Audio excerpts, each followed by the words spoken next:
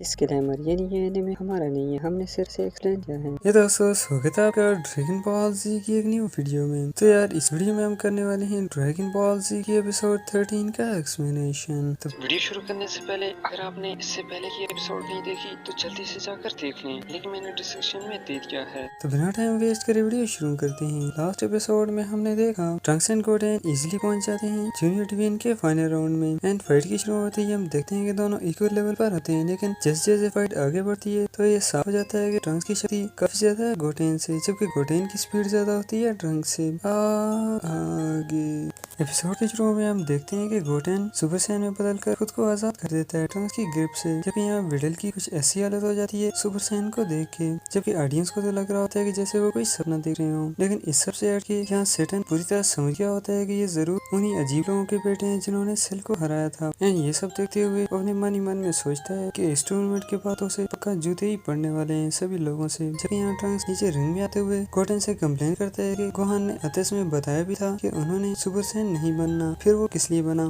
तो Goten sorry बोलता है कि वो भूल गया था, वो दोबारा से ऐसा नहीं करेगा। एंड ट्रंक्स मन ही मन में सोचने लगता है कि अगर ऐसा ही चलता रहा तो उनकी फाइट कभी भी खत्म नहीं होगी और हो सकता है कि गोटेन बच ले जाए, क्योंकि वो सुपर स्पीड का यूज करते हुए ट्रंक्स को रिंग आउट कर सकता है। तो ट्रंक्स से चाल चलने की कोशिश करता है गोटेन के साथ, क्योंकि उसे पता होता है कि गोटेन भी गोहान की तरह ही बेवकूफ है, मतलब कि सीधा साधा है, तो इसलिए इसे बेवकूफ बनाना ज्यादा मुश्किल नहीं होगा। एंड ये सब सोचते हुए वो गोटेन से बोलता है कि वो दोनों इसके बाद सुपर सैन शक्ति और की अटैक्स का बिल्कुल भी यूज नहीं करेंगे। तो गोटेन भी डायरेक्टली प्रॉमिस कर देता है कि वो आगे से इन चीजों का यूज नहीं करेगा इस फाइट में। जबकि ट्रंक्स गोटेन को पूरी तरह बेवकूफ बनाने के लिए ये भी बोल देता है कि वो अब से सिर्फ एक हाथ का ही यूज करेगा और दोबारा से फाइट शुरू हो जाती है। जबकि इस तरफ ये लोग पूरी कोशिश कर रहे होते हैं कि इस लेजेंड फाइट को पूरी दुनिया में दिखाने की, लेकिन अनफॉर्चुनेटली स्टेडियम का कोई भी कैमरा काम नहीं कर रहा होता। ये सब देखते हुए ये बंदा तो कुछ ज्यादा ही फ्रस्ट्रेट हो जाता है, क्योंकि उसने काफी सारे नए कैमरास भी ऑर्डर किए होते हैं, लेकिन यहाँ आने के बाद सभी कैमरास काम करना बंद कर देते हैं। और ये सब कुछ पिक्लो ने किया होता है। पिक्लो ने पावर का यूज करते हुए स्टेडियम में इनविंसिबल शीट बना ली होती है ताकि यहाँ मौजूद लोगों के अलावा बाहर कोई भी बंदा ये सब न देख पाए। एंड तभी इस तरफ हम देखते हैं कि फाइट के चलते गोटेन भारी पड़ने लगता है ट्रंक्स के ऊपर। तो ट्रंक्स उसके बनाए गए रूल्स को तोड़ते हुए की अटैक का यूज कर लेता है, लेकिन गोटेन उसकी सुपर स्पीड का फायदा उठाते हुए उसे डॉज कर पाता है और कंप्लेन करता है कि उसने तो बोला था कि वो अब से ऐसा नहीं करेंगे, लेकिन ट्रंक्स अब बता देता है कि उन्हें फाइट खत्म करने के लिए ये सब करना ही होगा। जबकि यहाँ विडल अग्रेसिव हो रही होती है गोहान के ऊपर कि उसने गोटेन को स्पेशल ट्रेनिंग दी है, जबकि उसे सिर्फ उड़ना ही सिखाया है। तो गोहान सफाई पेश करते हुए बता देता है कि गोटेन का जन्म ही सुपर पावर्स के साथ हुआ है। विडल ये सुन के ट्रंक्स और गोटेन की तरफ देखने लगती है और बताती है कि उसे पहले से ही लग रहा था कि ये दोनों कोई मामूली बच्चे नहीं है। तभी गोटेन उसकी फुल पावर का यूज करते हुए चार्ज हो जाता है ट्रंक्स की तरफ, जबकि ट्रंक्स मन में बोलता है कि उसे ये मैच खत्म करने के लिए अपनी स्पीड को भी गोटेन की स्पीड जितना तेज करना होगा, लेकिन उस सबका एक ही तरीका है। तभी गोटेन नीचे आते ही की अटैक से हमला करता है ट्रंक्स के ऊपर, लेकिन ट्रंक्स उसे डर देता है। तो गोटेन प्लान बी का यूज करते हुए हेड स्ट्राइक करने की कोशिश करता है, लेकिन तभी ट्रंक्स सुपर सैन में बदलते हुए उसकी स्पीड को बढ़ा लेता है और वो गोटेन के अटैक को डॉज कर पाता है। और इतना ही नहीं, वो डायरेक्ट टेलीपोर्ट हो जाता है गोटेन के पीछे। गोटेन पहले ही फुल स्पीड अरीना की बाहर की तरफ जा रहा होता है, तो ट्रंक्स उसी मौके का फायदा उठाते हुए पीछे से की अटैक भी भेज देता है, जिससे गोटेन पूरी तरह से इम्बैलेंस हो जाता है और उसकी पूरी कोशिश के बाद भी कोई रोक नहीं पाता। वो जाकर टच हो जाता है रिंग के बाद जमीन से और इस तरह से जूनियर चैंपियनशिप का विजेता बन जाता है ट्रंक्स। जबकि गोकू और ज्यादा चौंक जाता है, क्योंकि उसे लगा नहीं था कि ट्रंक्स भी सुपर सैन होगा। एंड कुछ समय बाद गोटेन ट्रंक्स के पास आकर उसे कंप्लेन करता है कि उसने सोचा भी नहीं था कि वो इतना बेकार सा टूर्नामेंट जीतने के लिए उसके बेस्ट फ्रेंड को चीट करेगा।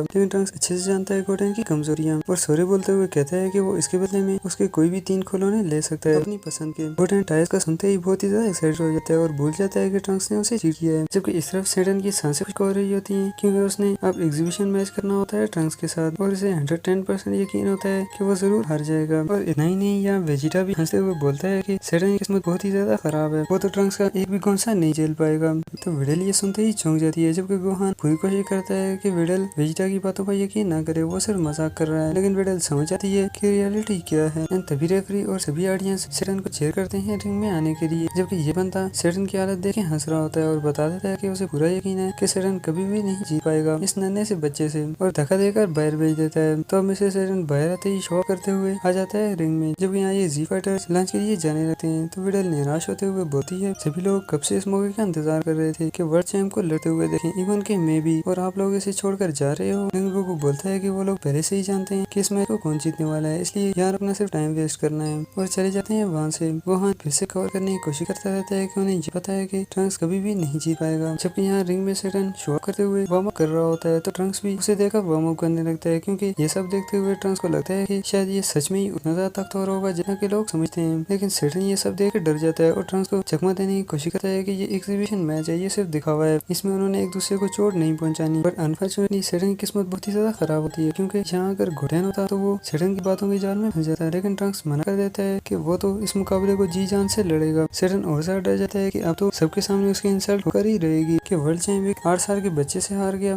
और कुछ देर सोचने के बाद डिसाइड करता है कि वो कुछ ऐसा करेगा जिससे अगर वो हार भी गया तो वो कवर कर सके। वो ट्रंक्स के पास आकर बोलता है, देखो बच्चे, हम दोनों में से कोई भी जीते इससे कोई भी प्रॉब्लम नहीं, लेकिन मैच शुरू होते ही हमें गेम खेलेंगे। मैं तुम्हें पंच करने का मौका दूंगा, लेकिन तुमने जोरदार पंच का दिखावा करते हुए बिल्कुल आराम से पंच करना है जिससे मुझे चोट भी न लगे। तो ट्रंक्स सेटन से पूछता है कि ये सब किस लिए। अब सेटन बताता है कि वो अभी बहुत ही छोटा है, उसे इस चीज का पता होना चाहिए कि वो दोनों चैंपियन है और चैंपियंस का काम होता है कि ऑडियंस को एंटरटेन करें। ये सब समझते हुए ट्रंक्स सेटन की बात मान लेता है कि वो बिल्कुल ही आराम से पंच करेगा। तभी रेफरी मैच शुरू होने की कहा करता है और मैच के शुरू होते ही ट्रंक्स को पंच करने का मौका देते हुए ऐसा पोज बना लेता है। सभी लोग बहुत ज्यादा चाहने लगते हैं सेटन को कि वो एक असली चैंप है, वो इस छोटे से बच्चे को मौका दे रहा है कि वो उस पर अटैक करे। तभी सेटन एक बार फिर से ट्रंक्स को याद दिलाता है कि उसे बिल्कुल आराम से ही पंच करना है। ओके, ट्रंक्स बोलता है, हाँ ये लो, तुम इसे आसानी से झेल पाओगे। लेकिन यहाँ सब कुछ उल्टा हो जाता है। ट्रंक्स की इतनी कम ताकत वाले पंच से भी सेटन के तो 4 खाने चित हो जाते हैं। ये सब देखते हुए सभी लोग तो अचानक से ऐसे खामोश हो जाते हैं जैसे उनको कोई सांप सूंघ गया हो। जबकि विडल को भी अपनी आंखों पे यकीन नहीं हो रहा होता। ट्रंक्स ने सिर्फ एक ही पंच से उसके रेड की बत्ती गुल कर दी। जबकि गोहान काफी ज्यादा अग्रेसिव होता है ट्रंक्स के ऊपर। लेकिन यहाँ सेटन कुछ देर वहाँ लेटे रहने के बाद दर्द को सहन करते हुए फिर से खड़ा हो जाता है, क्योंकि सेटन भले ही कोई फाइटर नहीं है पर एक्टिंग तो कमाल की कर लेता है और खड़े होते ही जोर जोर से हंसने लगता है एंड बोलता है सभी को, कहीं उन्हें ये तो नहीं लगा कि वो एक ही पंच से बेहोश हो जाएगा, वो तो ये सब कुछ मजाक कर रहा था। और इस सब से हटके वो लोगों ने ये सोच भी कैसे दिया कि वो एक छोटे से बच्चे के साथ फाइट करेगा। ये सब सुनते हुए बेवकूफ ऑडियंस फिर से उसकी बातों में आ जाती है और उसे और ज्यादा रिस्पेक्ट देने लगे। इनफैक्ट ट्रंक्स भी कंफ्यूज हो जाता है कि शायद सेटन सच में बहुत ही ज्यादा ताकतवर होगा, उसने खुद ही मौका दिया होगा जीतने का। लेकिन सेटन वापस अंदर रूम में जाते ही जमीन पे गिर जाता है एंड बुरा भला कहने लगता है ट्रंक्स को कि इसे वो आराम से पंच करना कहता है। जब यहाँ रेफरी सभी को बता देता है कि अब अडल्ट चैंपियन टूर्नामेंट 30 मिनट के बाद शुरू होगा, तब तक सभी लोग लंच के मजे ले सकते हैं। और इसके अलावा टूर्नामेंट में हिस्सा लेने वाले सभी फाइटर्स के लिए स्पेशल डिशेज भी बनाई गई है। जबकि रेफरी इस बात से बेखबर होता है कि जी फाइटर पहले ही वहाँ पहुंच चुके हैं और वो पूरी कोशिश कर रहे हैं यहाँ का सारा खाना खत्म करने की। डीन और पिकलो का तो सिर्फ गोकू को देखते ही पेट भर गया होता है। जब पिकलो बताता है कि उसे गोकू में सिर्फ यही चीज पसंद नहीं, मर चुका है लेकिन फिर भी खाने में कोई कम्प्रोमाइज नहीं कर रहा। तभी गोहान और विडल भी वहाँ आ जाते हैं एंड गोकू के पूछने पर फर्स्ट टाइम गोहान विडल को इग्नोर करते हुए बोलता है कि ट्रंक्स ने एक ही गुण से सेटन को रिंग आउट कर दिया। लेकिन सभी लोगों को लगता है कि सेटन ने बड़प्पन दिखाते हुए ट्रंक्स को जीतने दिया। तभी कैन बोलता है, मैं जानता था कि ऐसा ही कुछ होगा, आखिर वो उसकी अल्टीमेट एक्टिंग की वजह से ही तो वर्ल्ड चैंप बना है। एंड गोहान को लगता है कि ये तो कुछ ज्यादा ही हो गया। देन कुछ समय बाद गोहान बिजी हो जाता है पेट पूजा में। जबकि विडल गोकू और वेजिटा को खाना खाते देख कंफ्यूज हो जाती है कि आखिर इतना खाना इनके पेट में ही जा रहा है या फिर किसी होल में। और इस तरफ ट्रंक्स को यहाँ रिपोर्टर्स ने जकड़ रखा होता है और वो काफी ज्यादा तंग आ गया होता है उनके क्वेश्चन सुनकर और सभी को चकमा देकर वहाँ से भाग जाता है। तभी कोटेन बोलता है कि अब उन्हें वापस से उनके डैड के पास चले जाना चाहिए, लेकिन ट्रंक्स मना कर देता है कि उसके पास एक धांसू आइडिया है जिससे वो भी एडल्ट डिवीजन में हिस्सा ले सकते हैं। जबकि यहाँ ये लोग वापस से ये देखने जा रहे होते हैं कि कौन किससे लड़ेगा कि तभी रास्ते में ये दो अजनबी आ जाते हैं और ये बंदा गोकू के पास आते हुए बताता है कि वो उसका बहुत ही बड़ा फैन है और वो बहुत ही दूर से यहाँ ट्रेवल करके आया है सिर्फ गोकू के साथ मुकाबले के लिए। और ये भी बताता है कि उसका हरगिज ये मतलब नहीं कि वो गोकू को हराना चाहता है, बल्कि उसका शुरू से ये सपना था कि वो यूनिवर्स के सबसे ताकतवर योद्धा के साथ फाइट करे। जब विडल ये सुनकर सोचने लगती है कि शायद इसे गलतफहमी हो गई होगी, दुनिया में सबसे ज्यादा ताकतवर तो उसके डैड है। लेकिन तभी वो चौंकते हुए बोलती है, क्या इसने ये कहा कि पूरे यूनिवर्स में सबसे ज्यादा ताकतवर ये कुकर है? कौन है? अब वो बंदा खुद को इंट्रोड्यूस करता है कि उसका नाम शिन है और हाथ मिलाता है गोकू से और हाथ मिलाने से वो गोकू की पूरी एनर्जी को सेंस कर लेता है और बोलता है, तुम सच में इतने ज्यादा ताकतवर हो जितना के लोग कहते हैं। टूर्नामेंट में मिलने का बोलकर चला जाता है वहाँ से।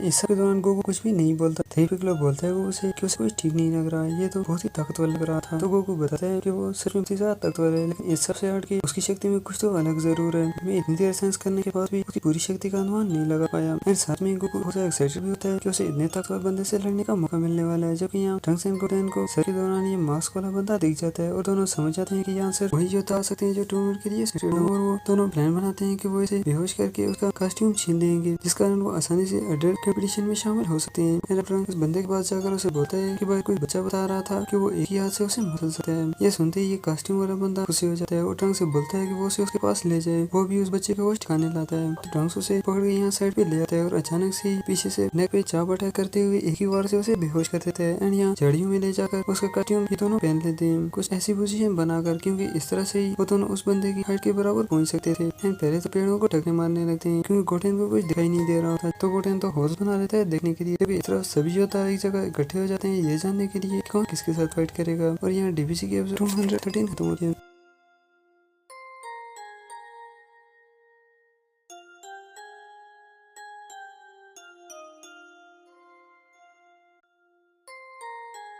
कैसी लगी कमेंट्स में जरूर बताना। लाइक शेयर और चैनल को सब्सक्राइब करना भी मत भूलिएगा, क्योंकि इससे जब भी मैं न्यू वीडियो डालूंगा आपको नोटिफिकेशन मिल जाएगा। मिलते हैं नेक्स्ट वीडियो में, तब तक के लिए टेक केयर।